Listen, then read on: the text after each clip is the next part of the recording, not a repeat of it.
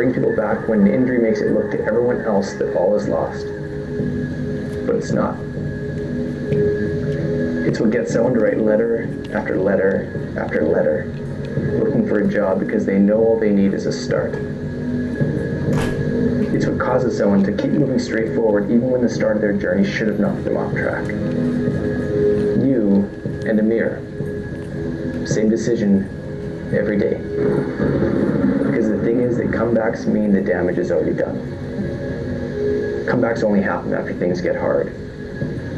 It happened, and only you know how dark it gets. Resilience and grit.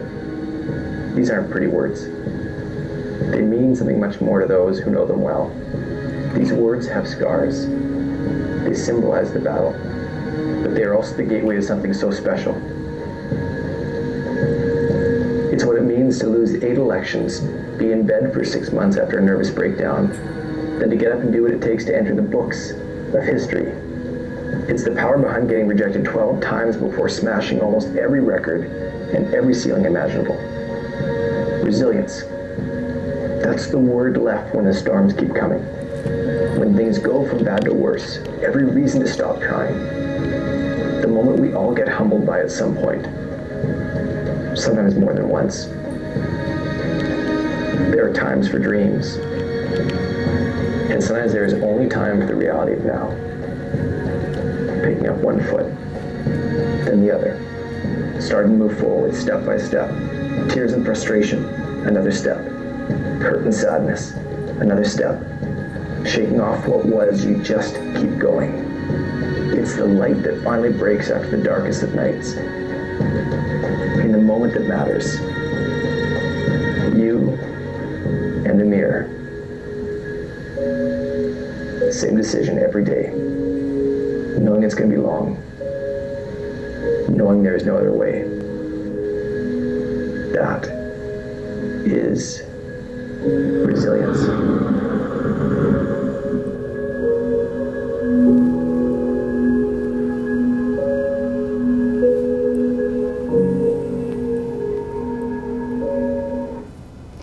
So team, we'll do some introductions now. For the folks who don't know me, I'm Amelia Otlowski. I'm responsible for procurement for North America. And I am presenting with Todd Wiese. I'm also responsible for the operations for the half of North America, for the northern part. So I'm Scott Reed's counterpart. And then before we get this kicked off, first of all, guys, we don't want this to just be like a presentation where we're talking at you. We want this to be a conversation. So as you have stories, if you want to share them, again, this is kind of that Vegas environment, right? What stays here, your stories, we'll honor it, we'll honor your confidentiality, but feel free to share, right? Because sometimes that's such an important part of it, is just showing folks that they're not alone in things and that other people have very similar experiences. Well, thank you, everyone. Hopefully you get an opportunity, if you haven't met each other, to talk after or in between. So everyone has in front of them bingo card. In case you have never played bingo before, which I'm sure that is not the case, the way you typically will score a bingo is you have to get a whole row, either across vertically or diagonally, or all 4 corners. So whoever calls bingo first, we'll win. So we'll get this kicked off. Okay, the first one is cope. Help others. Learn from mistakes. Reward. Can you slow it down or start from the beginning? Okay. She's rolling. She's on a roll. Nice. All right, cope. Help others. Learn from mistakes. Reward. After action reviews. Courage to try again. Confidence in others. Don't dwell.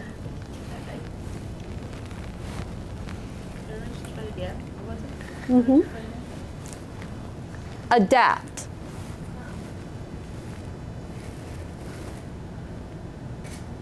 Move on. Okay. I think I'm gonna have to go to the 7-Eleven and get some more cards here. Yeah. I'll start from this side. Who is it? Awesome. Congratulations. Bingo. Perfect. Wow. All right. Who else? Natalie's got one. I think there's one more right here. We did not account for the fact that we'd have multiple winners. Yes. Anybody else that I missed? I think that was it. Nope. Nope, All right. that was it. All right. Well, the purpose of that exercise was just to kind of get our brain flowing and trying to think about what we're here to learn about and what we're here to think about as a team, which is how do we develop resilience, and then how do we reinvent ourselves when we have challenges. I think that's one common theme, no matter where you are in your career, no matter what your gender is, or where you are in the business. I think every day we see challenges every day. So we wanted to leave this room with 3 thoughts in mind. The first is, everybody here, as you go through these challenges, I want everybody to feel very encouraged that you can overcome anything that we see here from a business standpoint. Every challenge that we've seen, I think of all the experience in the room. Who here has more than 15 years in this business? 1, 2, 3. Who has more than 15 years from a career standpoint?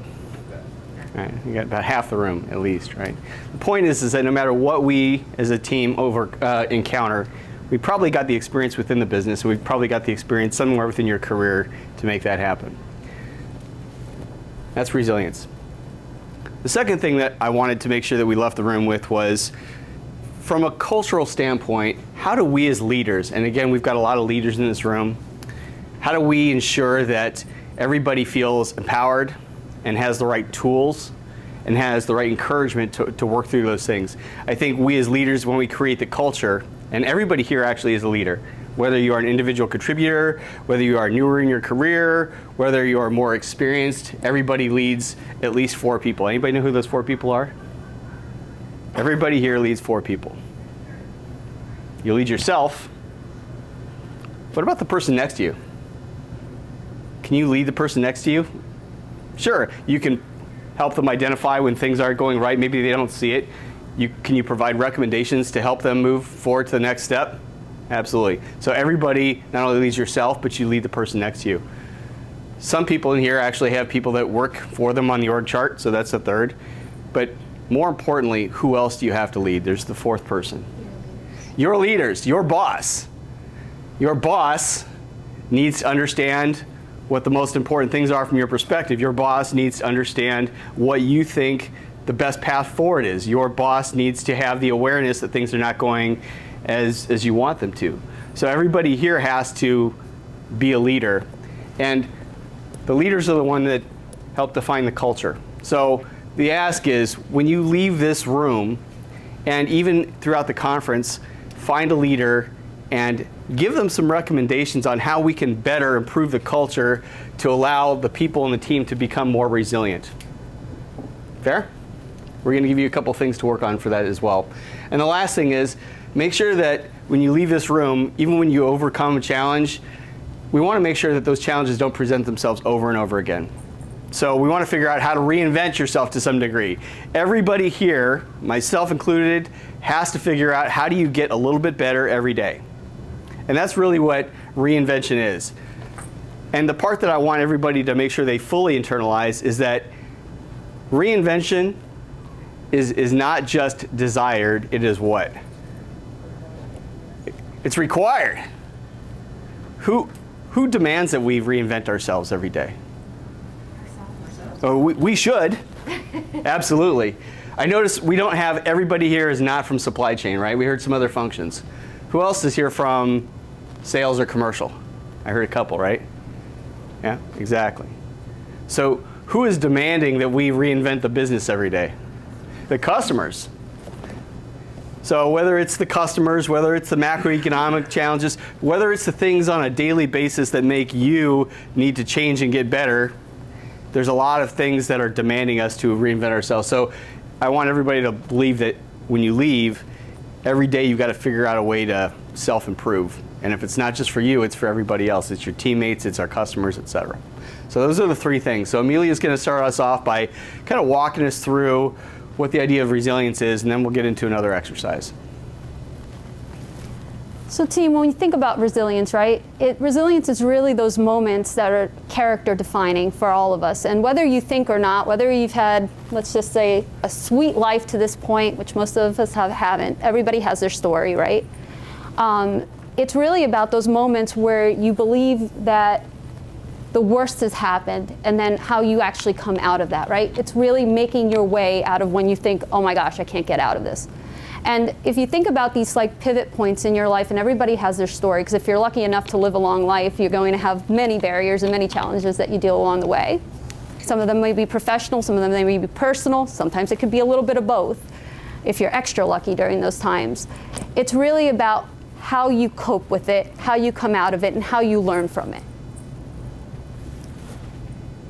So we're going to kind of play a game here, and does everybody remember Miss Pac-Man? If not, you've seen it on Stranger Things, right? Like at least the minimum? Well, we want to kind of do a little exercise with you guys. We would like 2 volunteers. Oh, I will. All right. Awesome. You were going to make me do it anyway. Awesome. All right. Come on up. And this is technically not a competition, but everything is. So. All right. And your name is again? Kristen. Kristen, awesome. Come on up here. So perfect. So Kristen, I'm going to ask you to play 2 rounds. And is it Doug? Yeah. Doug, I'm going to ask you to play your 2 rounds. Sabrina, could you do me a favor? I want you to actually, can you record the time for each one of these games and the score, if that's okay? And we're going to start. Are we going for score or time? Kristen, shake it out. I know. Exactly. So both things, right? Exactly. So we're starting to, I appreciate Doug's question, are we going to score or time? And the answer is, I just want you to play the game. But ultimately, we're going to start to see, and I've started to collect data from the other day as well, and I think we're going to have to work on more data collection points. But we're going to figure out, is it going yet? Nope. You got to start the game. Press A. Oh, A. Oh, sorry. Perfect. All right, ready to go? Perfect. Oh, it's this button here. Oh.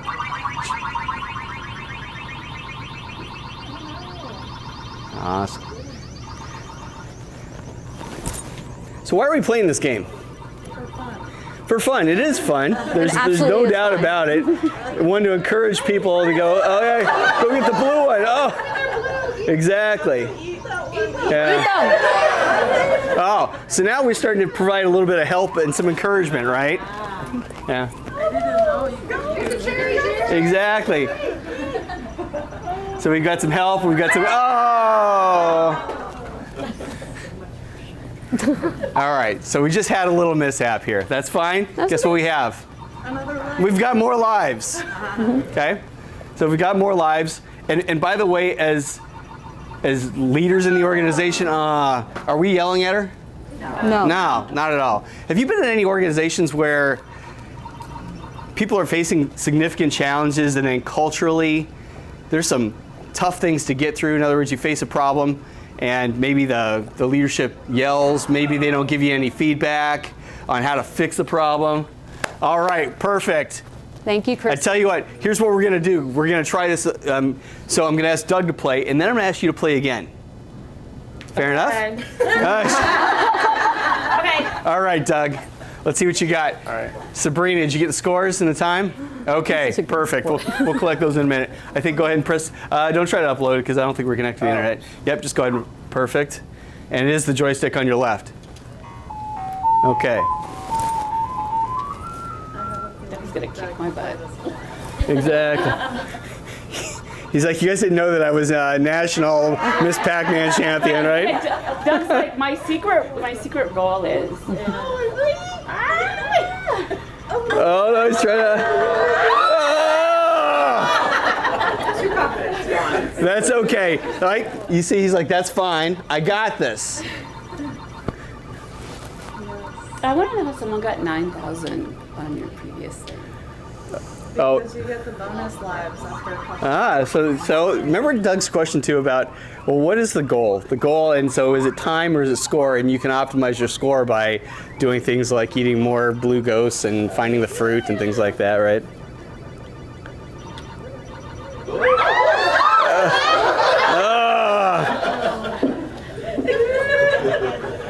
All right.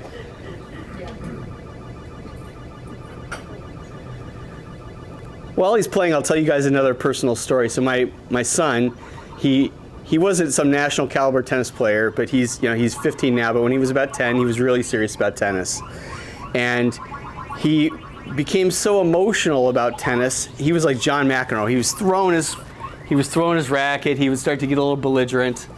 So we got him like a mental coach, age 10, and the coach basically said, find an activity that kind of mirrors what he's doing, but make it like a game, like this. So we got a ping pong table, and we started playing ping pong at home. And of course, ping pong goes pretty quickly, right? You get points very quickly, but the point is that by the time we got done playing ping pong, every point was just something else that we did. It wasn't, you didn't get upset about it, we just went and tried to play again and tried to learn from our mistakes. And I think that this is what, when I think about the challenges that we face every day, see, he's trying to optimize the score now. Exactly. Oh, you might.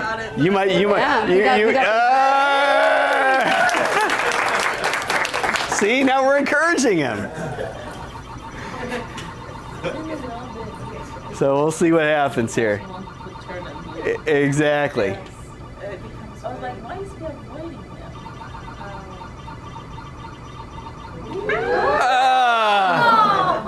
Awesome.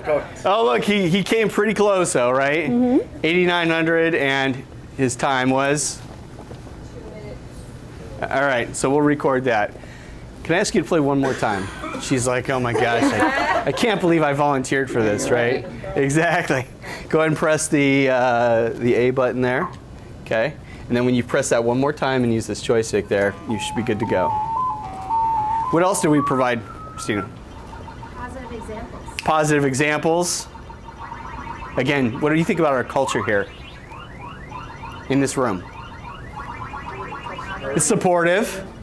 Yep. We're not yelling at her. We want her to succeed. We gave her another chance. I love that.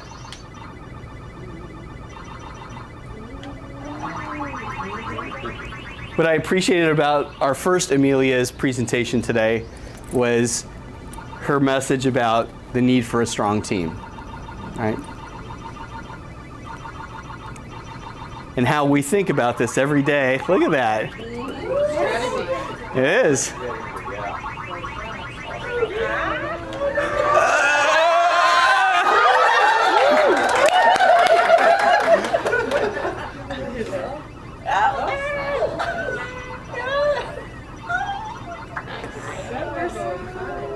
She's killing it.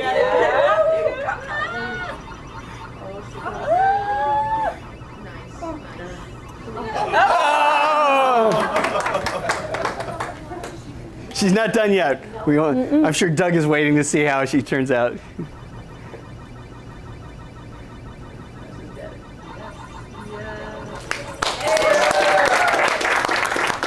It's muscle memory, you guys. It's been days like this. Exactly. I'm sure some of us remember going to an arcade in the mall next to the Orange Julius, and Sbarro Pizza and things like that, right? Exactly. Not everybody remembers those things in life. Now they go to Dave & Buster's, exactly.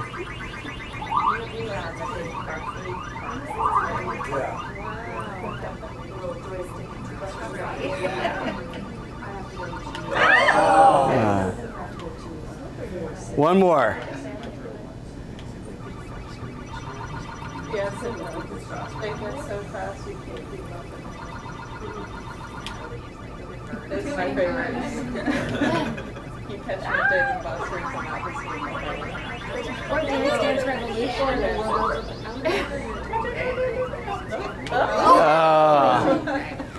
Awesome. Thank you very much, both of you guys. Thank you, guys. Just out of curiosity, once again, with a little bit of encouragement, some additional experience, some support from this team, how did we do on the second round, first to second round? So the first round that she had, it was 1 minute and 2 seconds that she played, and she got 27-20 for her score. Yeah.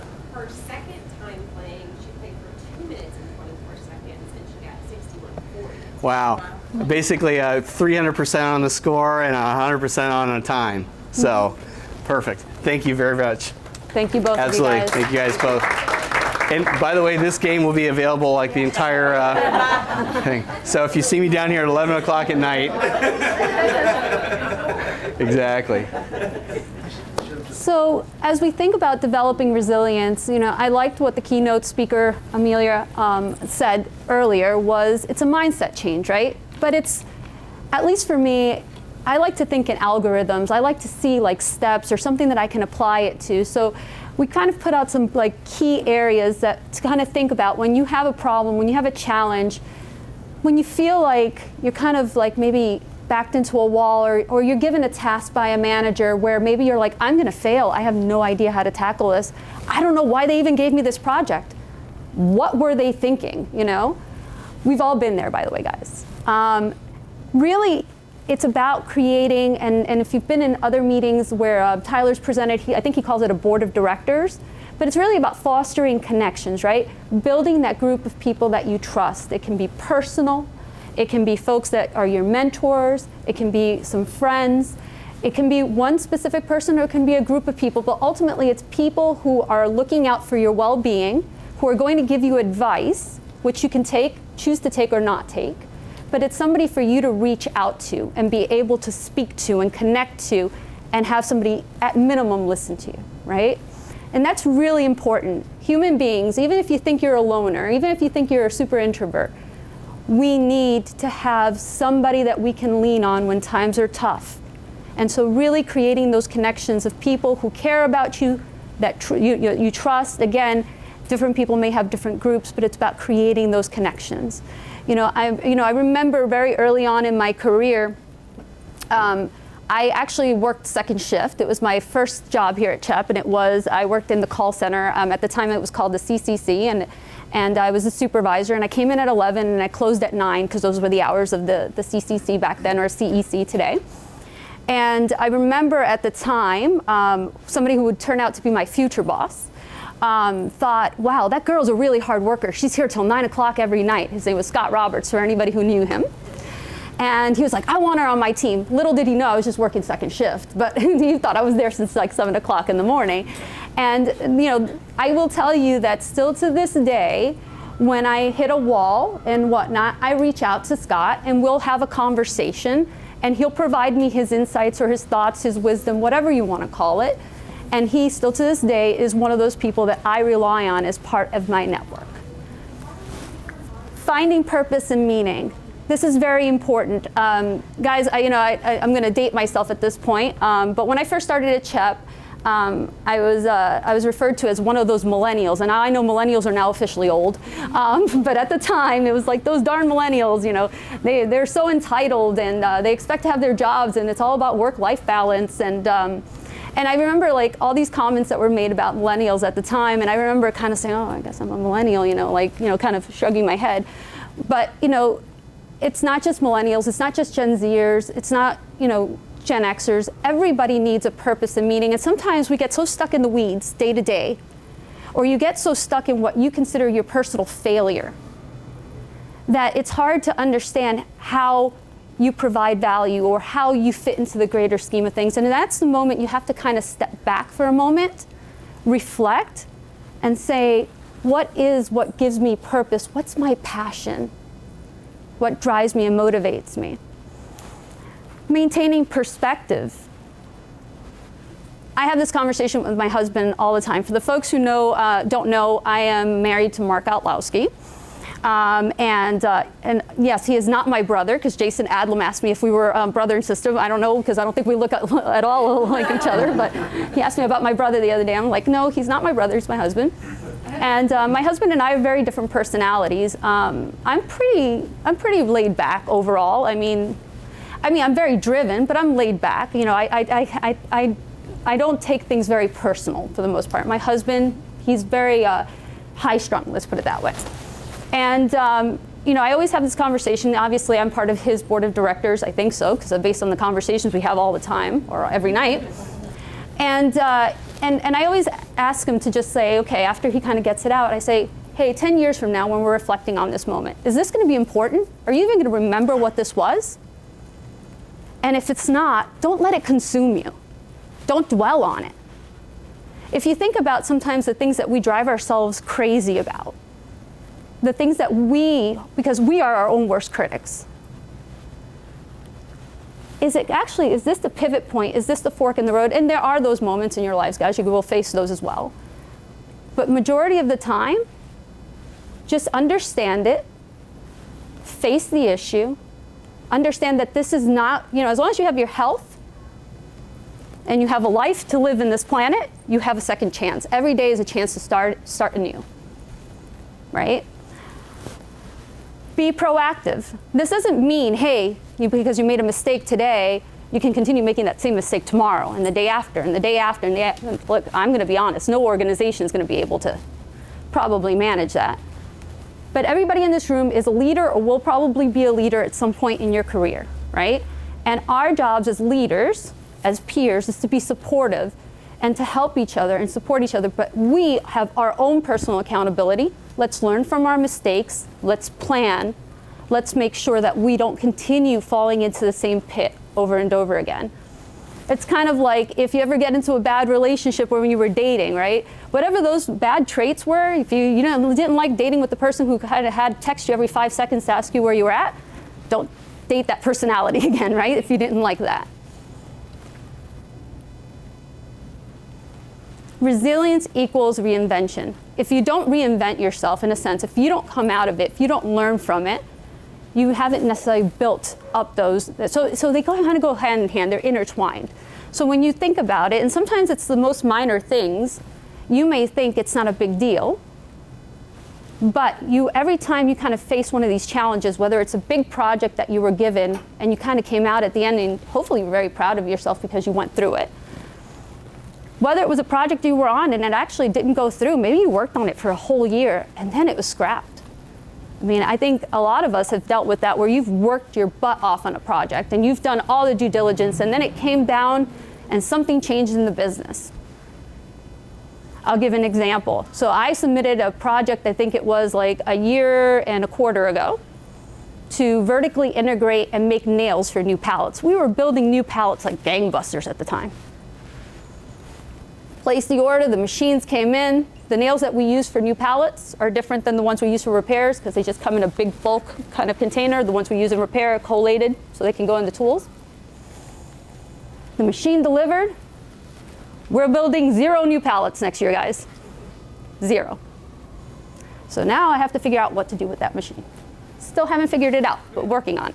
But so I'm saying things happen, right? Some key things to look at as you kind of look at reinventing yourself, right? A lot of times we create these limits for ourselves. We believe I can't do something because someone told you, or maybe you tried it once and you didn't do well. You create some of those limits for yourself, and maybe it's your comfort level and whatnot, but if you're willing to take that risk, if you're willing to try it, think about it. What's the worst that can happen? You try out for that job that maybe you don't get. What's the worst you come out of it? You come out with experience from that job interview. You get maybe some critiques that can help you build up your resume so when you apply for that next job, you get it. It's okay to fail. Develop new skills. Everyone in this room, whether you know it or not, you're learning something every single day. Whether it's like you're sitting on the floor of your plant and you realize, you look at something and you're like, hey, I wonder why we're doing that every day. Why is that a bottleneck? Is that an issue? Why could we address that?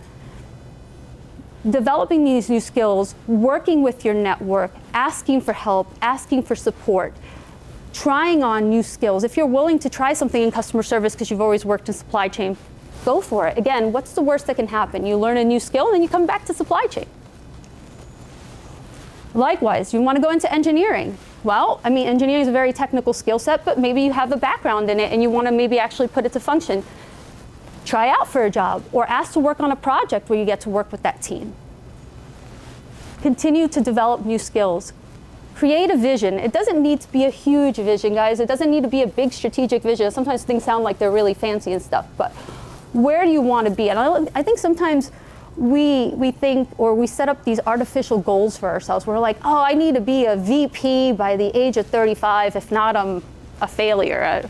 Or I need to be this place at this time, be married, and I need to have 2.5 kids and a white picket fence and balance everything. You know, we make these goals for ourselves, and sometimes we reach them, and then you realize that that doesn't equal happiness, right? So what is your vision? Be realistic with yourself, and remember that it's an ongoing journey. It's going to change as you evolve. The person you are at 25 is not the person you're going to be at 35. It's not going to be the person you are at 45, 55, etc. As we get a little bit older, you know, I kind of joke, maybe we're not learning as fast. It takes us a little longer to learn, but the one thing that we have is wisdom, right? We gain wisdom, and that is valuable. That vision, create new visions for yourself. Make sure you're setting goals. Make sure that you're really looking forward. Challenge yourself.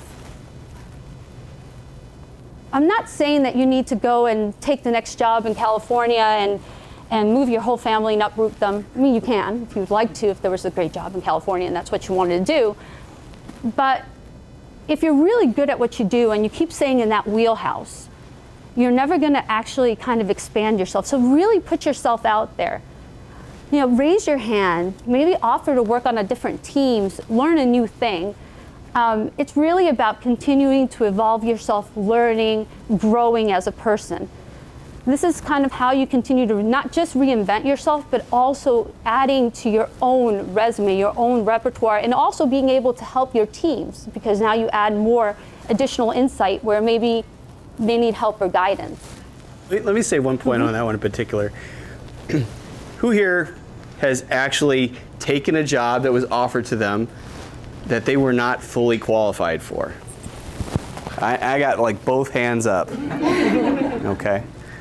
The reason why I ask you that is, one, there's a lot of folks that are asked to do those types of things. Two, again, going back from a cultural standpoint, I am telling you that myself and the rest of the senior leaders, we are looking for high-performing people with critical thinking skills that communicate well.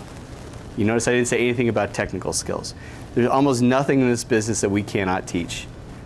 It's all about finding the right person. Whether you want to start out in one part of the business and go to another, it's absolutely not just desired, it is required. Mm-hmm. If you want to grow yourself, you got to put yourself out there for those jobs that you don't think you're fully qualified for. How do you get ready for them? Make yourself a valuable employee in what you do today. Everybody's going to see how valuable you are today, and we're going to find spots where we need the most important people, and that's how you grow. The other way you grow is you get a little bit more experience year after year. What's on your badge? Right there? Birthday. It's your birthday! Well, congratulations! Happy birthday! Mm-hmm. Every year we grow more and more advanced in our thinking, so hopefully your next year is better than your last. Absolutely. Go ahead. You know, and I'll add to that. You know, when I look at my career, it might not be as crazy as maybe Andrew Grellman's, because I think he's had a job every 2.5 years. But, but you know, I remember when I started, you know, I came out of college, I had a business degree, I had worked in call centers, setting up call centers, that's all I knew, that and IT stuff and how to fix computers, right? And I come to this company to set up their call center because there was no call center prior, and that was my job. I set it up in the first 2 years, and people are like, what are you going to do next? And I'm like, I have no earthly idea. I guess, you know, I thought at the time, I go into maybe something in IT, because that was kind of the track I had been on before. And you know, I was tapped on to kind of join supply chain and kind of join out. At the time, I was asked to be a regional planning analyst. And I applied for the role and I got it, and I realized I knew nothing about supply chain. I didn't know about deficit flows. I didn't know that you weren't supposed to ship into peninsulas. I was told there was a bunch of different rules, and I remember being just even overwhelmed because these were all these technical terms that I didn't understand. And so I took that role, and then after that I was tapped. I think when I got promoted, I became a regional planning manager, and then one day somebody said, do you want to go into engineering? I didn't have an engineering background at all. I applied for a role in engineering, I got it. I spent 2 years legitimately on the road every week. It was funny because I always had kind of like what I called my travel uniform at the plants. And no matter what you do, if you're standing and close enough to the lines or the paint lines, they always kind of tend to overspray, so you always have your clothes with blue on them, especially because I did a lot of time studies at the time. And I remember I would come home, and bless my grandmother, she's passed away, she would look at me, she goes, and she'd look at me because she used to say Amy. She was like, Amy, didn't you go to college? Like, what? Are you building pallets? What are you exactly doing here, right? But I learned so much. By the way, I realized I don't like travel that much. And I also realized that doing a lot of time studies when you have ADHD, it's very challenging, guys, because anything takes your attention away.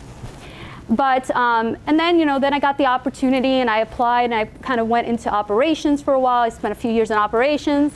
At the time, I had just gotten married. I had my first son, and I was asked to come and, rebuild the logistics organization. And this was back in 2013. And I remember kind of going in there and working super long hours. I think that on average we were there probably 12 to 14 hours every single day with the team. Some of you guys were probably in there. I spent 5 years as the logistics director, right? And guess what? I didn't work logistics before. I had worked in planning, but logistics execution is different, and I kind of did. And so if you notice, I've taken some risks. And I remember getting a call on a Tuesday in April in 2018 from Laura. And Laura says, hey, have you ever thought about the containers business? And that was a random call because, the president of the company is calling you and you're on a Tuesday, containers business. I'm like, no, not really. I mean, no, I haven't really thought. I know we have one. Where's this going? She was like, well, we were wondering if you would move to Detroit and run that business. And I was like, oh, I don't know how to run a business. I've never been a general manager. I've been a functional leader of a department, the director, but I've never led a business. She goes, oh, no, you'll have a lot of support. It'll be fine. And I was like, well, can I travel there? So can I travel there? And when she was like, no, we really need you to move there. And I was like, well, I kind of have to talk to my husband because, he has a job. Don't worry, he can work from home. This is before you could work from home. I was like, okay, so I'm thinking in my head, I have to take this job, right? So I remember calling my husband and saying, hey, we're moving to Detroit. And he said, no, you're joking, right? And I said, no, I'm not. And he was like, and we have to move there by June. This is April. And I bought a house online. Do not recommend that to anybody. Because let me tell you, I got quite the doozy of a home. And I was living there by July, right? And I spent 2.5 years.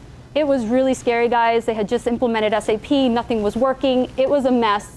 I didn't have a finance partner because Hector had just moved to Atlanta. I had to hire a finance partner. We were invoicing customers. It was quite the journey. And what I will tell you is I came out of that. It was tough. There were nights that I might have cried. I'm not going to lie. But I came out of that and I learned how to run a business. I knew a P&L inside and out. I understood now cash flow. I understood everything from taxes to employee relations issues, things that I would have never gotten the opportunity to do. Was it scary? Absolutely. Was it a valuable experience? Yes. Lastly, embrace change. Yes, hon? How exactly do you, within yourself, create vision when you don't even know where to start? Well, I think it's one of those things. So step back. What do you have a passion about? What do you love? And maybe you start there, right? What do you love?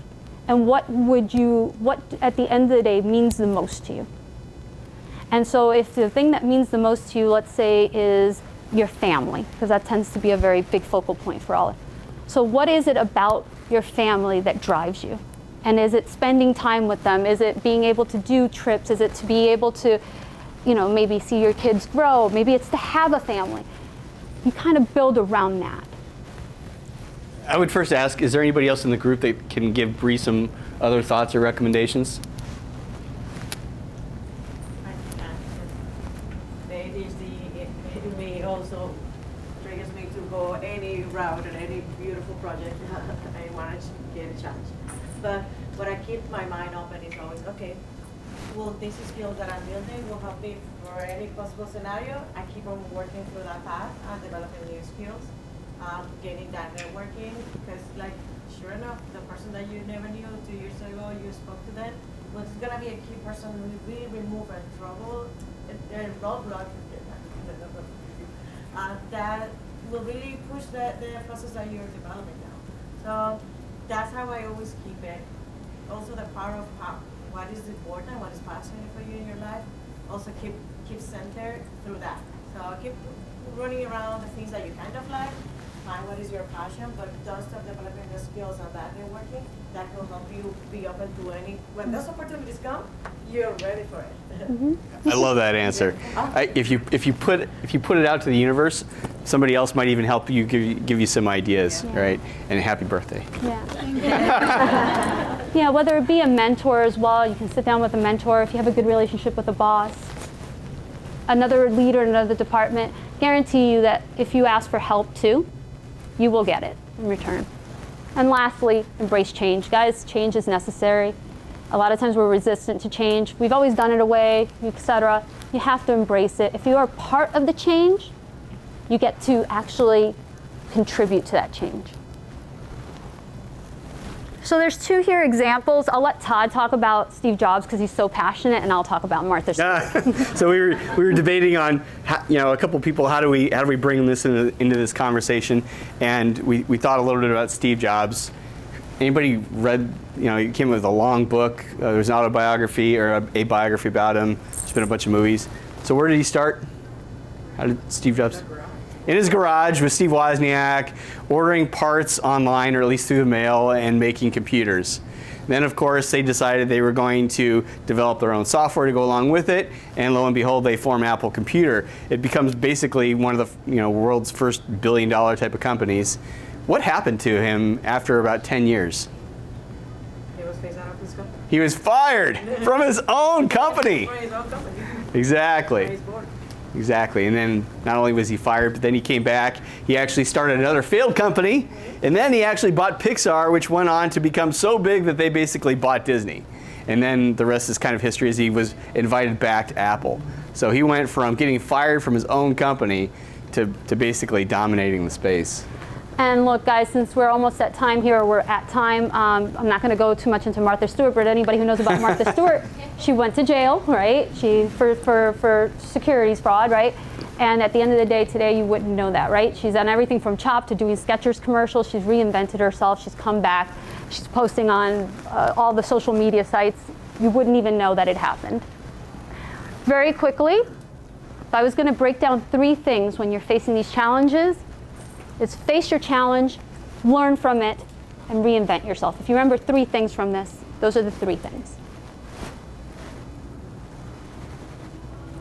And I'm not going to read this quote, but you guys can read it. Team, the sweet isn't as sweet without the sour, right? So you have to have those tough moments in your life in order to really enjoy the moments that are great. And what I would tell you is, no matter what challenges you face, tomorrow's a new day, and you get a chance to do it all over again. In front of you guys, you'll see a postcard. It says Chicago on it, and you'll have a pen. What I would like you to do is write a commitment to yourself of any particular challenge that you feel comfortable writing. Address it to yourself, because the mailman will not know how to send, where you live. We're going to send this to you in a couple months in the future, and see if you kept the commitment to yourself on what you're going to do for yourself in order to kind of be able to bounce back.